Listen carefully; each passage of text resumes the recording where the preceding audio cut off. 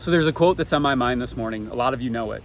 It's from Franklin D. Roosevelt, 1933 inauguration. The only thing we have to fear is fear itself. And at the time, there was a ton of application around things that were going on in the world.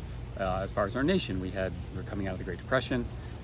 We were seeing these totalitarianism regimes that were developing based on kind of this fear mongering and using fear as a way to create obedience in people. With that said, it also has applications to what we're seeing right now in healthcare. We have this slew of different types of chronic illnesses that aren't necessarily illnesses that people die from, but they severely impair people's quality of life. And most people that have them don't have a reference point to understand, is this something that will be a forever thing in my life? Is this something that will be a season? Is this something I can manage with medication? Is this something I can manage with lifestyle? So all these questions kind of boil over into fear, into what ifs. What if this is my forever? What if I'll never be, pick it, XYZ in my life? But also those things can be paralyzing for people. And those kind of catastrophic thoughts can linger and last and project out into the future and almost create their own outcome. So then there's also this idea that we would think positively, that we would, see an optimistic future and move toward that. And I think that's valuable.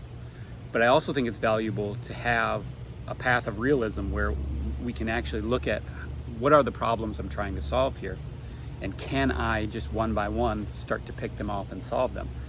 There may not be one solution that fixes everything in a moment, like solving a puzzle, but as I solve them and move forward, can I create more health? Can I create a bigger distance between my sickness and then move toward what health looks like for me? And I think this is a useful orientation for most of the people that I interface with, because it gives you something to put your mind to that allows you to move forward and just keep moving forward. So I recognize that being sick creates its own physiology in a person's body, but also we have the ability to look at that fear or to look at that anxiety or look at that concern and say, how do I use that as a way to then figure out what the next problem is? Who can I lean on to do that? What can I do next? And just keep going forward. So I don't know who that speaks to be honest with you, but it's on my mind this morning.